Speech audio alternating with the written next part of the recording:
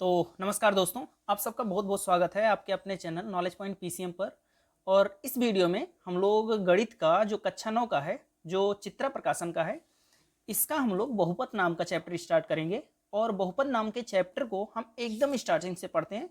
सबसे पहले इसका परिचय समझेंगे और फिर इसके बाद में हम अभ्यास 2.1 का एक एक करके सारा क्वेश्चन इसी अभ्यास में खत्म करेंगे, इसी वीडियो में खत्म करेंगे हम लोग। तो चलिए स्टार्ट करते हैं हम लोग वीडियो। और सबसे पहले इस अभ्यास को समझने के लिए आप लोग ये समझिए कि बहुपद किसे कहते हैं, क्योंकि चैप्टर का नाम ही बहुपद है। तो हम सबसे पहले ये समझेंगे कि बहुपद होता क्या है। तो बहुपद समझने के लिए आप दो बातें समझिए। सबसे पहला चीज, आप जानते हैं कि चर राशियां किसे कहते हैं? चर राशियां। तो चर राशियां जिनका मान बदलता रहे उसे चर राशि कहते हैं। जैसे आप मैथमेटिक्स लगाते समय आप देखते होंगे कहीं कहीं यक्स लिखा है, वाई लिखा है, जेड लिखा है या टी लिखा है, इस तरह से लिखा है। तो इसी को चर राशि कहते हैं। आप मैथ लगाते समय यक्स वाई जेड इन सब का इस्तेमाल करते हैं, तो इन सभी को चर राशियां कहते हैं। क्यों? क्योंकि पहला सवाल लगाए उसमें यक्स का मान कुछ और आ रहा है, दूसरा सवाल लगाए उसमें यक्स का मान कुछ और आ रहा है, तो हर सवाल में यक्स का वैल्यू बदल रहा है, इसीलिए इसको चर राशि कहते हैं। और दूसरा क्या होता है? अचर राशियां। अचर राशियां उन्हें कहते हैं जिनका मान कभी नहीं बदलता। अब कभी नहीं बदलता मतलब कि जैसे कहीं पर 3 लिखा है तो 3 की वैल्यू जो है वो पहले क्वेश्चन में भी वही है। जैसे आप पहला क्वेश्चन लगाए उसमें आंसर 3 आया, तो वहां पर 3 की जो वैल्यू है वही अगले सवाल में 5 कोई भी क्वेश्चन आ जाए उस 3 की वैल्यू वही है, यानी 3 जो है वही है हमेशा, उसकी वैल्यू हमेशा वही रहने वाली है। ऐसे 2/5 हो गया, 3.6 हो गया, जो अंक में हो, या 5 6 7 8 10 15 कुछ भी है, तो वो सारे के सारी अचर राशियां होती हैं। और जो यक्स वाई जेड ये सब अक्षर लिखे जाते हैं मैथ लगाते समय, यही सब चर राशियां हैं। अब बहुपद क्या चीज होता है? देखिए बहुपद क्या है। बहुपद के लिए कुछ भी लिखा रहे आपके सामने, कुछ भी लिखा रहे, अगर उसका घात, जो उस पर घात लगा है, वो घात अगर पूर्ण संख्या है तो कहेंगे कि वो बहुपद है। अब पूर्ण संख्या आप लोग समझ रहे हैं क्या होता है? पूर्ण संख्या क्या होता है? शून्य से लेकर सीधी सीधी संख्याएं पूर्ण संख्याएं होती हैं। अब पूर्ण संख्या में 0 आ गया, 1 आ गया, 2 आ गया, 3 आ गया, 4 आ गया, 5 आ गया, इस तरह से पूरी पूरी संख्याएं, ऐसे अनंत तक आप चले जाइए गिनते, तो ये सारी संख्याएं पूर्ण संख्याएं होती हैं। जिसे आपसे पूछा जाए कि 2/3 ये पूर्ण संख्या है कि नहीं है, तो ये पूर्ण संख्या नहीं है। जबकि आपसे पूछा जाए कि 8/2 ये पूर्ण संख्या है कि नहीं है, तो ये पूर्ण संख्या है, क्योंकि ये 8/2 केवल भिन्न में दिख रहा है। 2 से 8 को काटेंगे तो 4 आ जाएगा, यानी इसकी वैल्यू 4 है ना, यानी कि ये पूर्ण संख्या है। यानी कोई भिन्न है उसका बटा 1 है तो भी वो पूर्ण संख्या है, यानी बटे में 1 है, बटे में 1 तो छुपा रहता है, तो इसलिए वो पूर्ण संख्या है।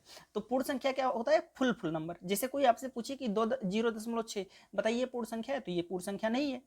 कोई पूछे कि 4/5 ये पूर्ण संख्या है, तो नहीं है।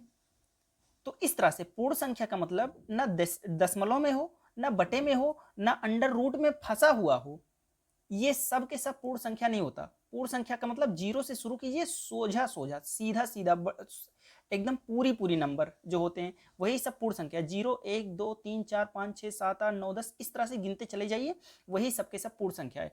13.5 हो गया, 13.5 पौने 3, तो ये साढ़े पौने वाला ये पूर्ण संख्या नहीं होता। तो पूर्ण संख्या आप लोग पहले से ही समझते हैं कि क्या होता है। तो कुछ भी, कोई भी बीजगणितीय व्यंजक जिसके घात पूर्ण संख्या में हो उसी को हम लोग बहुपद कहते हैं। तो इसका परिभाषा मैं लिख दे रहा हूं। अब देखिए मैंने आप सबके सामने परिभाषा लिख दिया है। वह बीजगणितीय व्यंजक जिसका घात पूर्ण संख्या हो वो बहुपद कहलाता है। कोई भी बीजगणितीय चीज कुछ भी आपके सामने लिख दिया जाए, अगर उसके सभी खंडों का घात पूर्ण संख्या है तो आप कहेंगे कि वो बहुपद है, नहीं तो बहुपद नहीं है। अब चलिए इसका एग्जाम्पल आप देखिए। तो इसका एग्जाम्पल देखना है तो ऐसे देखिए, जैसे आपसे पूछा जाए कि 3x², बताइए ये पूर्ण संख्या की नहीं है, तो यक्स के देखिए आगे संख्या लिखी जाती है, यक्स के ऊपर संख्या लिखी जाती है। बहुपद है कि नहीं है ये देखने के लिए आपको आगे की संख्या से मतलब ही नहीं है, आगे की संख्या कुछ भी रहे, हमें इसके घात से मतलब है। और घात बताइए कितना है? 2 है, तो घात 2 है। और अगर घात 2 है तो 2 क्या है? पूर्ण संख्या है। और अगर पूर्ण संख्या है तो इसलिए ये बहुपद है। बहुपद का मतलब ऐसा नहीं है कि बहुत सारे पद रहे तभी बहुपद, एक पद का है तभी वो बहुपद है, उसे एक पदीय बहुपद कहते हैं। ऐसे ही आपके सामने मैंने लिख दिया 3t। अब बताइए ये बहुपद है कि नहीं है? तो बिल्कुल बहुपद है। क्यों? क्योंकि इसके आगे जो अंक लिखा है उससे हमें मतलब ही नहीं है, और इसका घात क्या है? तो एक छुपा हुआ है, और एक क्या है? पूर्ण संख्या है कि नहीं है? तो पूर्ण संख्या है, यानी कि ये भी हमारा बहुपद है। आपके सामने लिखा गया 3x² प्लस 5x प्लस 4, ये बताइए बहुपद है कि नहीं है? तो ये बिल्कुल बहुपद है। आपके सामने लिखा गया, देखिए क्यों बहुपद है? क्योंकि देखिए इस यक्स का, देखिए इस यक्स का घात क्या हो गया? 2, तो घात 2 हो गया, और 2 पूर्ण संख्या है, यानी इस पद से हमें कोई दिक्कत नहीं है। इसके आगे से मतलब नहीं है, हमें पीछे से मतलब है।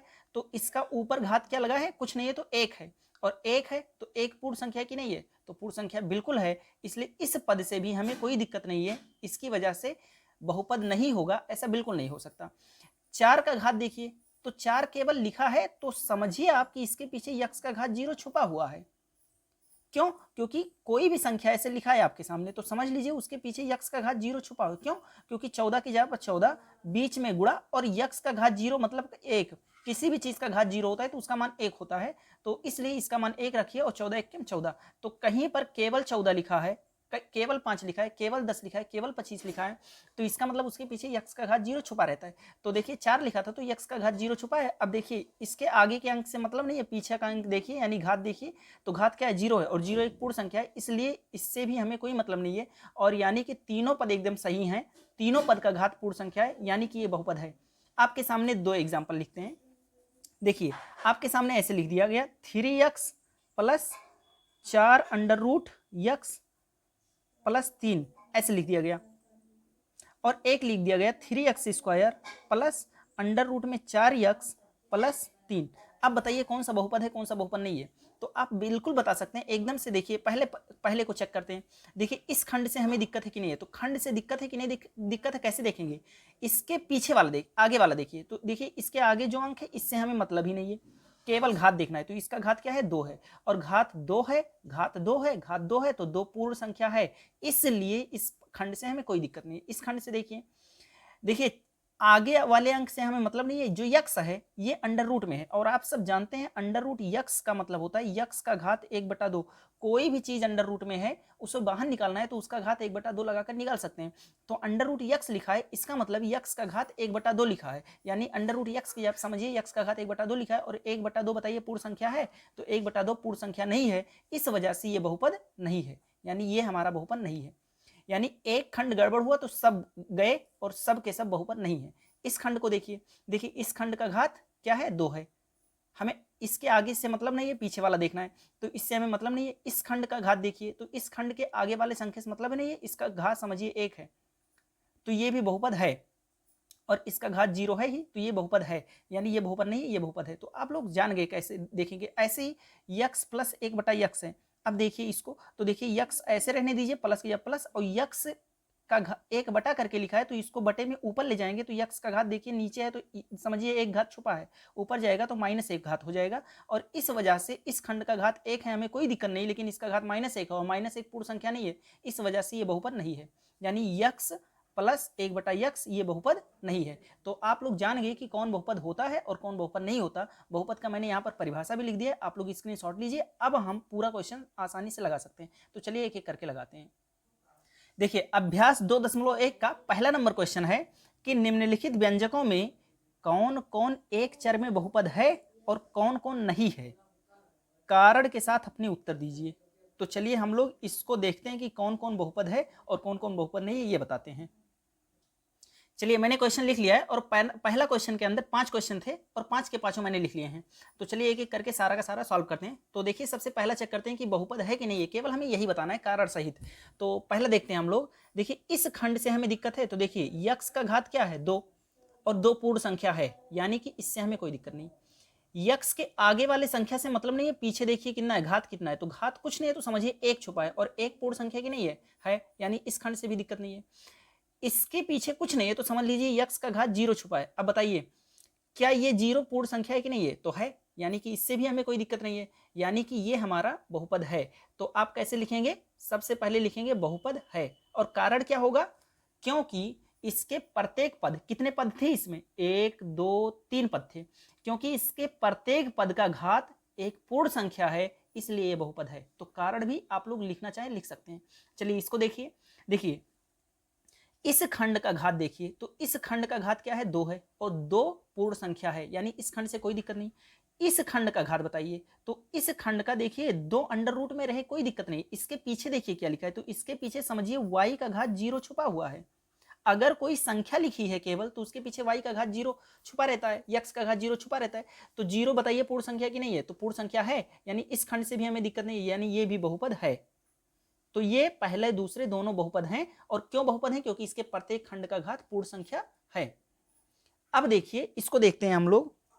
ये मैंने एक ही क्वेश्चन को रिपीट करके 2 बार लिख दिया है, तो इसको काट देते हैं।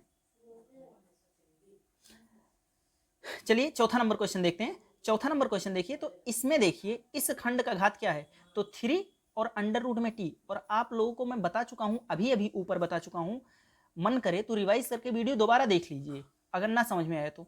देखिए t का घात समझ लीजिए ये 3 लिखा है, और अंडर रूट में t होने का मतलब हुआ t का घात 1/2 प्लस t अंडर रूट 2, यही लिखा है। अब देखिए इस खंड का घात बताइए, तो इस खंड का देखिए t के आगे जो अंक है उससे हमें दिक्कत नहीं है, लेकिन t का घात क्या है, 1/2 है, और 1/2 पूर्ण संख्या नहीं है, और पूर्ण संख्या ना होने के कारण ये बहुपद नहीं है। तो ये बहुपद नहीं है, और कारण सहित आपको लिखना है, तो आप लोग कारण लिख लीजिएगा, क्योंकि इसके एक खंड का घात 1/2 है, जो कि पूर्ण संख्या नहीं है, अतः दिया गया पद एक बहुपद नहीं है। इसको देखते हैं, y लिखा है, तो y की जब y लिखा रहने दीजिए, प्लस 2 और y का घात समझिए 1 है, तो y ऊपर जाएगा, तो y का घात क्या हो जाएगा, -1, यानी इस खंड का घात तो क्या है, 1 है, और 1 पूर्ण संख्या है, कोई दिक्कत नहीं। लेकिन इस खंड का घात देखिए 2 है, और y का घात समझिए -1 है, और -1 पूर्ण संख्या नहीं है, और पूर्ण संख्या नहीं है, इसलिए बहुपद नहीं है। इसको देखिए, इसको देखिए, इसका घात 10 है, पूर्ण संख्या है, इसका घात 3 है, पूर्ण संख्या है, इसका घात 50 है, पूर्ण संख्या है, यानी ये बहुपद है। पर क्वेश्चन क्या पूछ रहा है आप लोग देख लीजिए एक बार। कह रहा है कि निम्नलिखित व्यंजकों में से कौन कौन एक चर में बहुपद है, एक चर में होना चाहिए। और इसमें कितने चर इस्तेमाल कर लिए, 1 2 3 चर इस्तेमाल कर लीजिए। तो लिख दीजिए आप लोग कि ये बहुपद एक चर में बहुपद नहीं है, एक चर में बहुपद नहीं है। ये बहुपद है पर एक चर में नहीं है, क्योंकि इसमें 3 चर इस्तेमाल किए गए, तो एक चर में बहुपद नहीं है। तो ये इसका आंसर हो गया। चलिए अगला नंबर क्वेश्चन है कि निम्नलिखित में से प्रत्येक में यक्स स्क्वायर का गुणांक लिखिए। यक्स स्क्वायर का गुणांक, गुणांक का मतलब होता है गुणा करने वाला अंक।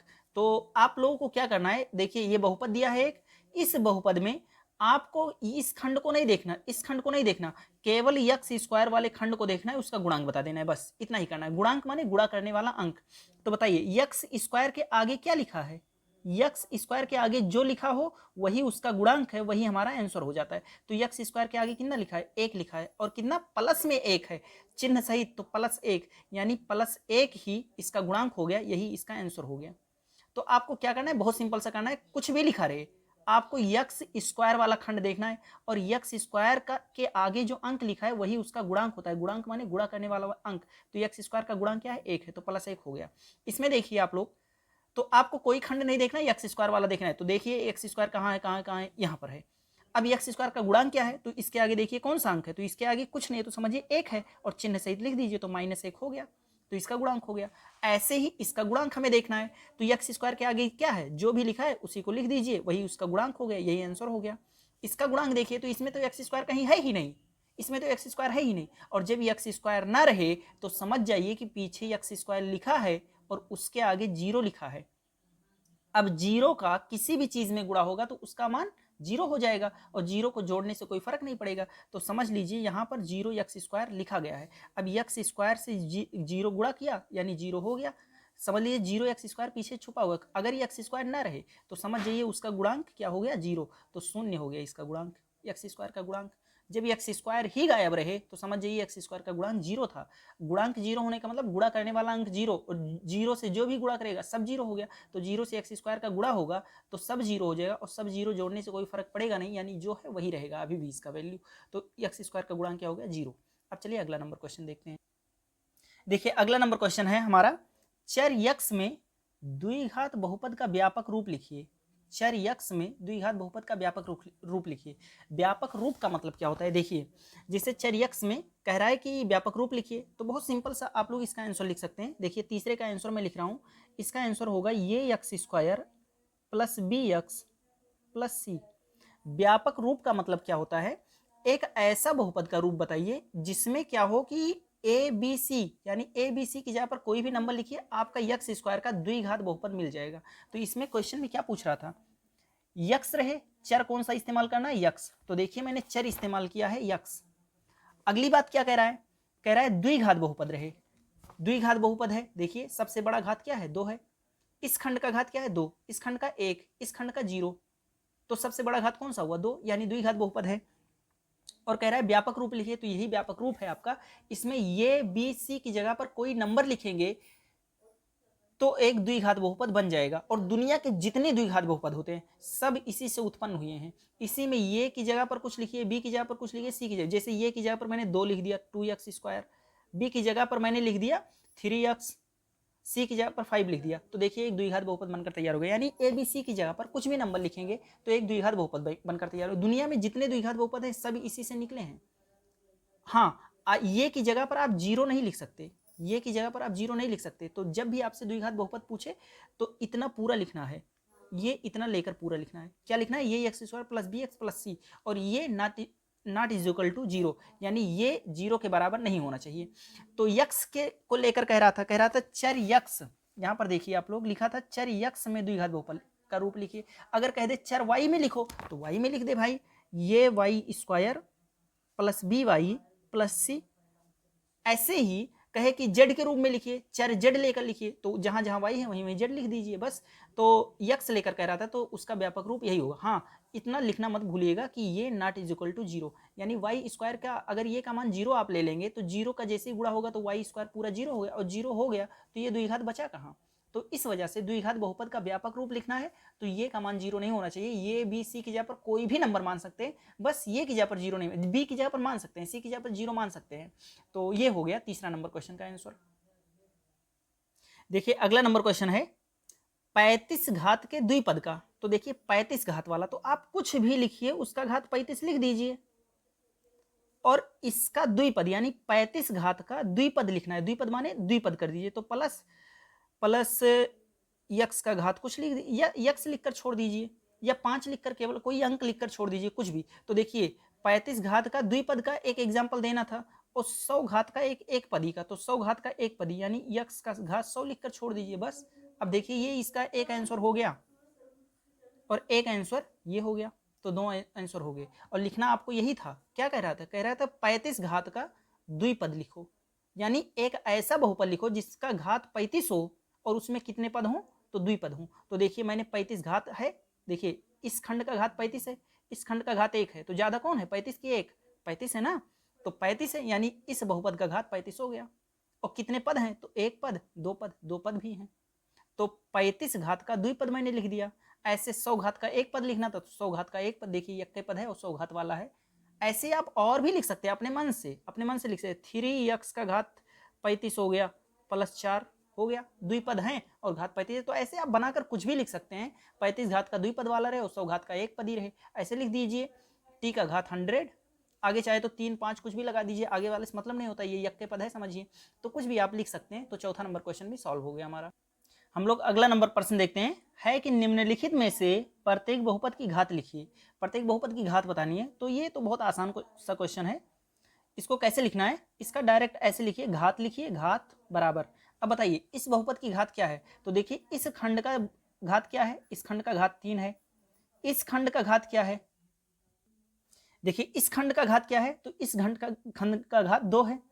इसका घात क्या है, तो इसका घात देखिए यक्स का घात कुछ नहीं लिखा है तो समझिए 1 छुपा है, तो इस खंड का घात 1 है। अब बताइए इन तीनों के घात में सबसे बड़ा घात कौन सा है, 3 है ना, तो यही इस बहुपद की घात है। जो सबसे बड़ा घात हो वही इस बहुपद का घात होता है। चलिए इसका घात बताइए, तो इसका घात क्या होगा, देखिए इस खंड का घात क्या है, तो 0 है। देखिए 4 केवल लिखा है, तो 4 लिखा है तो समझिए इसके पीछे y का घात 0 छुपा है, यानी घात 0 है, तो इस खंड का घात 0 हो गया। इस खंड का घात बताइए, देखिए आगे क्या है उससे मतलब नहीं है, केवल घात देखिए, तो घात क्या है, 2 है, तो इस खंड का घात 2 है। अब इस खंड का घात 0, इसका घात 2, तो 0 और 2 में बड़ा कौन सा है, तो 2 बड़ा है, तो 2 हो गया।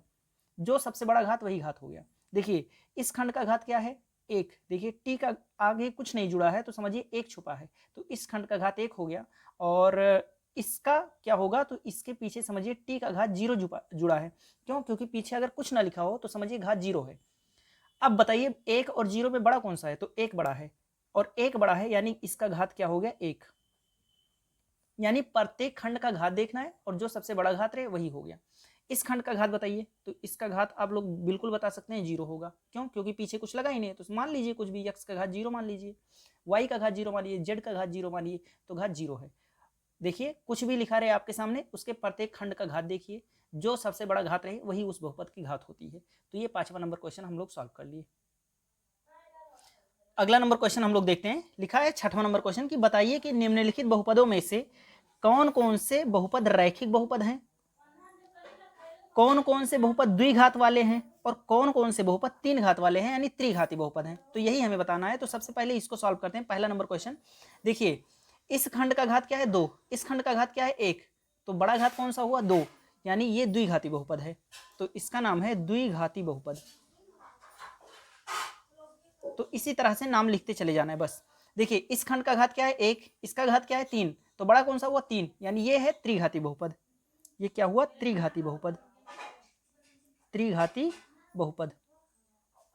इसके बाद तीसरा नंबर क्वेश्चन देखते हैं। तीसरा नंबर क्वेश्चन में इस खंड का घात 1 है, इसका घात 2 है, इस खंड का घात 0 है, तो बताइए सबसे बड़ा घात कौन सा हुआ, 2, यानी ये द्विघाती बहुपद है,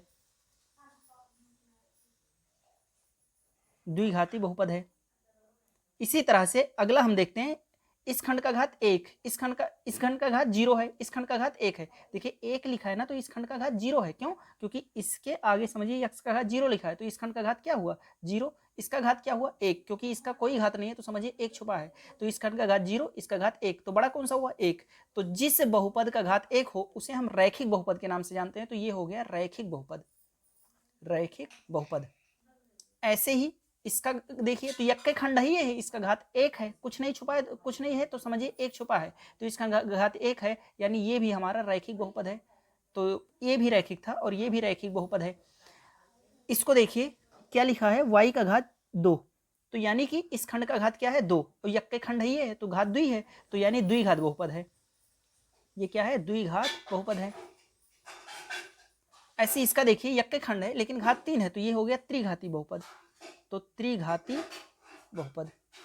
तो इस तरह से ये क्वेश्चन भी हम लोगों ने लगा लिया, और अब इससे आगे देखते हैं। चलिए देखिए अगला और सबसे लास्ट क्वेश्चन है, निम्नलिखित प्रत्येक बहुपद को मानक रूप में लिखिए। मानक रूप में क्या होता है, मानक रूप में लिखने का मतलब हुआ कि सबसे बड़ी घात वाला पद सबसे आगे लिखिए, उसके बाद उससे छोटा घात वाला, उसके बाद उससे छोटा वाला घात वाला, इस तरह से लिखना है। तो देखिए इस खंड का घात क्या है, 1, इस खंड का घात क्या है, 0, यानी ये पहले से ही अपने मानक रूप में है, और इसका क्या होगा, इसका आंसर यही हो जाएगा, जो लिखा है वही होगा, 3x + 5। ये अपने मानक रूप में पहले से है, क्योंकि इस खंड का घात 1 है, इस खंड का घात 0 है, और पहले बड़ा घात वाला, फिर छोटा घात वाला, फिर उससे छोटा घात वाला, इसी तरह से लिख दें तो समझिए कि वो मानक रूप में हो गया। तो ये अपने पहले से ही मानक रूप में था। चलिए इसको मानक रूप में लिखते हैं। इसको मानक रूप में कैसे लिखेंगे, देखिए सबसे बड़ा घात का कौन सा है, खंड है, तो ये वाला है, तो चिन्ह सहित इसको सबसे पहले लिखिए, सबसे आगे लिखिए। फिर इससे छोटे घात का कौन सा है, ये वाला, तो ये वाला है, इसके आगे कौन सा चिन्ह लगा है, प्लस, तो +2y। और सबसे छोटे घात वाला, इस खंड का घात कुछ है ही नहीं, इसका घात 0 है, तो इसको सबसे पीछे लिख दीजिए, तो ये अपने मानक रूप में हो गया, यही आंसर हो गया। चलिए इसको देखिए, तो ये भी अपने मानक रूप में पहले से है, क्योंकि 4 घात वाला सबसे पहले है, फिर 2 घात वाला, फिर 0 घात वाला, तो ये भी अपने मानक रूप में पहले से है, तो उसी को लिख दीजिए, यही आंसर हो गया। इसका तो अकेले है, तो ये ऐसे ही लिखा रहने दीजिए, जैसे लिखा है वैसे लिखा रहने दीजिए, क्योंकि एक ही पद है, तो एक ही पद जब भी रहे तो उसको वैसे लिख दीजिए, वही उसका मानक रूप होता है। यहाँ पर आंसर लिखिए, यहाँ पर आंसर लिखिए। चलिए इसको मानक रूप में करते हैं हम लोग। तो मानक रूप में करने का तरीका आप लोग जान चुके हैं, सबसे बड़े घात वाला सबसे पहले, फिर उससे छोटा घात, फिर उससे छोटा घात। सबसे बड़ा घात किस पद का है, इस पद का है, तो इसको सबसे आगे लिखिए, 3y का घात 6।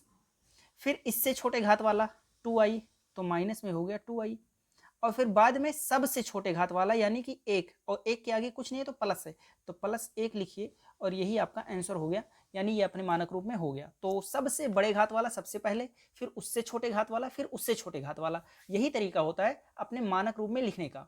तो इस तरह से ये अभ्यास पूरी तरह से 2.1 कंप्लीट हो गया।